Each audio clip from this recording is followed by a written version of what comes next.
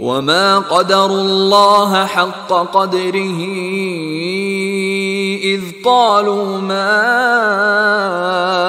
أنزل الله على بشر من شيء قل من أنزل الكتاب الذي جاء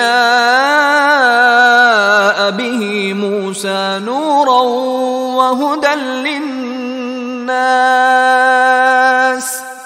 تجعلونه قراطيس تبدونها وتخفون كثيرا وعلمتم ما لم تعلموا أنتم ولا آباؤكم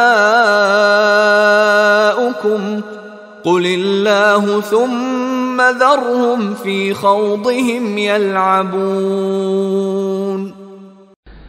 اب اس سورہ مبارکہ میں اس رد و قدح کا ذکر ہو رہا ہے کہ جو یہودیوں کے سکھلانے پڑھانے سے مکے کے کچھ لوگ حضور سے کر رہے تھے۔ اب تک جو گفتگو ہوئی ہے وہ خالص ان کی طرف سے تھی اور انہی کے ساتھ سارا مکالمہ تھا اور محاجہ تھا،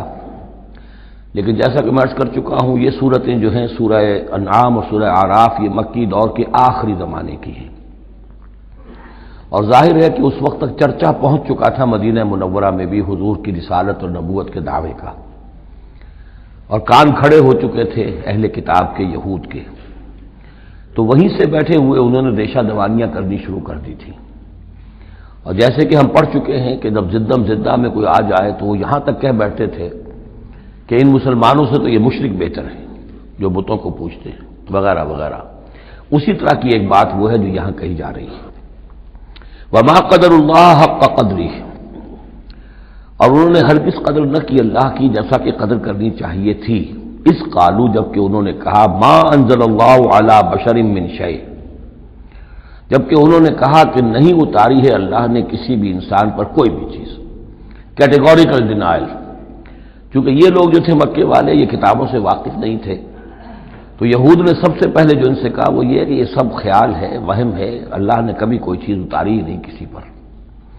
اب چونکہ یہ سوال آیا تھا ان کی طرف سے، لہذا جواب میں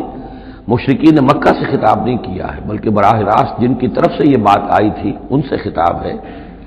قل من انزل الکتاب الذی جاء بہ موسیٰ،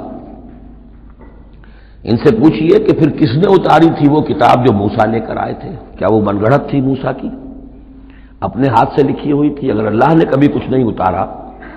تو من انزل الکتاب الذی جاء بہ موسیٰ نورا وہدی للناس، کہ جو نور بھی تھی اس کے اندر نور بھی تھا، وہ خود روشن تھی اور لوگوں کے لیے رہنمائی تھی۔ تجعلونہ قراطیسا، تم نے اسے ورق ورق کر دیا ہے، ٹکڑوں میں بانٹ دیا ہے، حصوں میں تقسیم کر دیا ہے۔ تبدونہا وتخفون کثیرا، کچھ کو ظاہر بھی کرتے ہو لیکن اکثر کو چھپا کر رکھتے ہو۔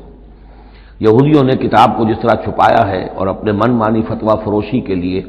تو انہوں نے یہ شکل اختیار کی تھی کہ عام لوگوں کے ہاتھ میں یہ کتاب نہیں آنی چاہیے، بڑی محفوظ رہنی چاہیے وہ، اور یہ کہ عام لوگوں کی دسترس میں نہ ہو۔ وَعُلِّمْتُمْ مَا لَمْ تَعْلَمُوا أَنْتُمْ وَلَا آبَاؤُكُمْ، اور تمہیں سکھائی گئی تھی وہ سب باتیں جو نہ تم جانتے تھے تمہارے آباء و اجداد جانتے تھے۔ قُلِ اللَّهُ، کہیے یہ سب اللہ نے نازل کیا، تورات بھی اللہ نے نازل فرمائی تھی، انجیل بھی اللہ نے نازل فرمائی تھی، اب یہ قرآن بھی اللہ نے نازل فرمایا ہے۔ ثُمَّ ذَرْهُمْ فِي خَوْضِهِمْ يَلْعَبُونَ، پھر یہ بات کہنے کے بعد اے نبی صلی اللہ علیہ وسلم ان کو چھوڑ دیجئے اور ان سے کنارہ کشی کر لیجئے، وہ اپنی باتوں میں خرافات کے اندر کھیلتے رہیں۔